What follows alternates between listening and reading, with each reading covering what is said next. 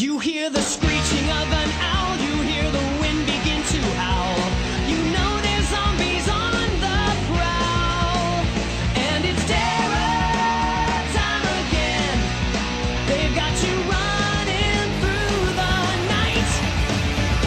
It's terror time again. And you just might die of fright.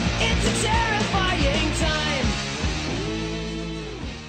Hello everyone. In today's video, we're taking a look at a popular map mod called Slocan Lake, British Columbia. That's right, the zombies have decided to invade Canada, specifically the British Columbia region. We'll be taking a look at all the sights and sounds that the three major towns have to offer, as well as trying to explore the countryside a bit, which is aided greatly as the game supplies both town and region maps. This mod is created by ZoniX. Before we begin the video, I want to give a shout out to the artist Kato, who's done a fantastic job, and also thank you all for the major support y'all have given. I mean, y'all have pushed me over 1,000 subs this year, and that's awesome. Now let's dive into this watery region, shall we?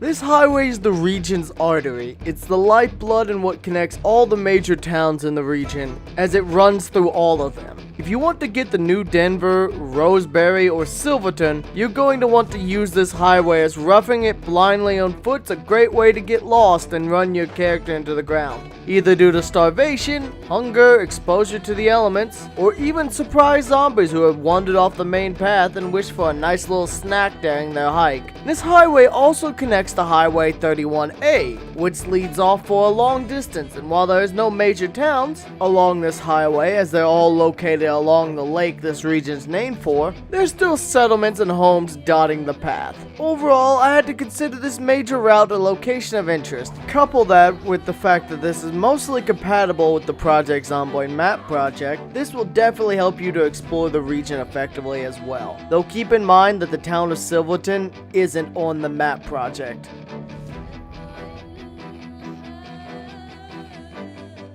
This area makes for an excellent waypoint, especially if you discovered a map due to the fact that it's located fairly centrally within the town of New Denver. Another area of learning that's despised by the kids, but beloved by survivors. This is a decent school that makes for a nice haul of loot, especially with how many bathrooms and maintenance closets there are. Now one downside is it does make for a lousy base. There's just far too many windows. All the classrooms have a row or two of windows with zombies just attempting to batter their way in. But the biggest selling point of hitting this place is the absolutely massive library. If you're missing any book in your collection, this is a damn fine place to look with well over a dozen bookshelves. And there's also a pretty decent sized cafeteria if you're looking for food or drink. The bathrooms also have traditional house style bathrooms with cabinets, which causes them to spawn normal bathroom loot, so you can find a decent haul of medical loot as well. There's also a second floor, which if you're so inclined to base here, you could take over and destroy the stairs, but I'd still recommend against it, as it's only two small rooms with access to a large rooftop. And the last thing to note is the large gym and spacious outdoor areas, including a zombie-infested playground. Overall, it's a pretty excellent loot point and a useful waypoint and an absolutely sprawling map.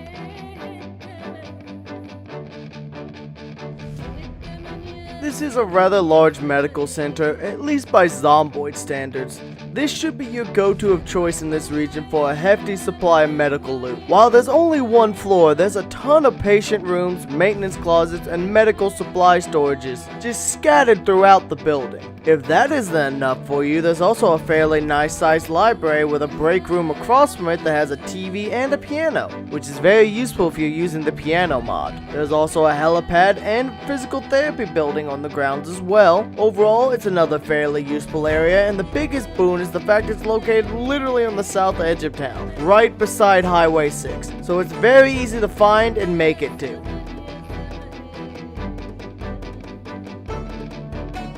This route is much more scenic and rural than Highway 6, as this leads along a long stretch of woods with sparsely populated homes and buildings located along the route. This road's more of interest due to the fact there's a few small refugee camps, as well as it's the primary route back into the main map. At least the portion that isn't overridden by the Slocan Lake mod. Overall, it's not super interesting, but if you start outside the mod region and you want to travel there, or vice versa, this is the road you'll have to take. Another note is the fact that it connects to the east side of New Denver, so keep that in mind when you drive into town or are looking to find your way back out. The refugee camp located along the middle of the route is actually pretty good for a source of easy weaponry, but it is a good drive outside of town, so it'll take you a bit to get there and back, so I recommend you have a vehicle.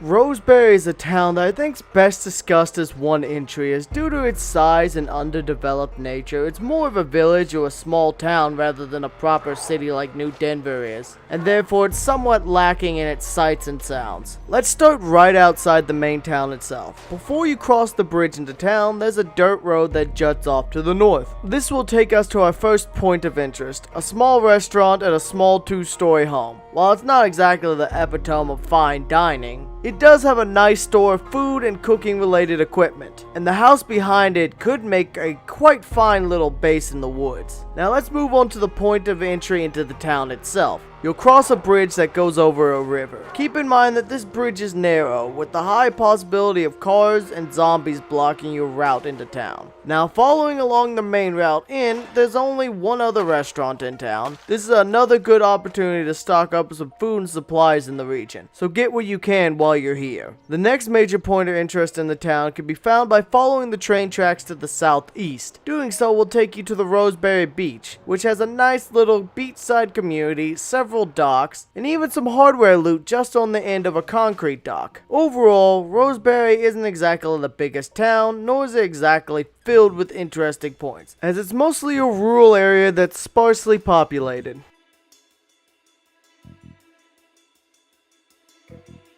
The first waypoint of Silverton I'm laying out is the Central Park, less due to resources or the possibility of a base, and more as it makes a fantastic marker within the town itself. Located almost dead center of town, along the main street of town, and right by the bridge that leads to the south part of Silverton. Keep it in mind when you're exploring, especially as Silverton isn't on the Project Zomboid map project website. Another thing to keep in mind is there's a construction site beside the park on the opposite side of the road.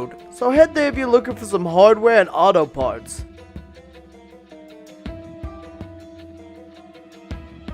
This is the seat of government in Easttown, and as such it should be centrally located and easily entered, though this particular one's quite strange. It's divided into 2 buildings, one acting as a meeting area and the other is acting as an office of sorts. Honestly, there isn't much to loot here outside of some hardware located in the main building, and some hardware located in the storage units behind the town hall. There's also some mannequins with some clothes on the 2nd floor of one building, and there's a few meeting rooms, but overall that's about it.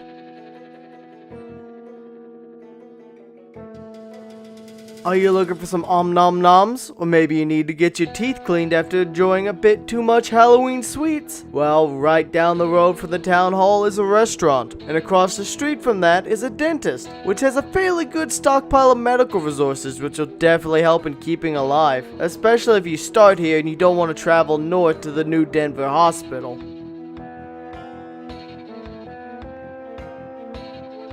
Overall, this map's pretty good. While there's a lot of empty space filled with nothing but trees and woodlands, the major towns and the little bits that spring off the roads are pretty nice and help bring it to life. There's a few texture issues here and there, but overall I'm a fan. The areas are nicely laid out, well designed, with some interesting areas tucked away. I think that just about covers the majority of Slocan Lake. Before we go, I want to once again give a shout out to today's artist Katophoenix. She did a lovely job on the thumbnail. I'd also like to thank you for the support sincerely. This has been Cora, and I'll see you next time.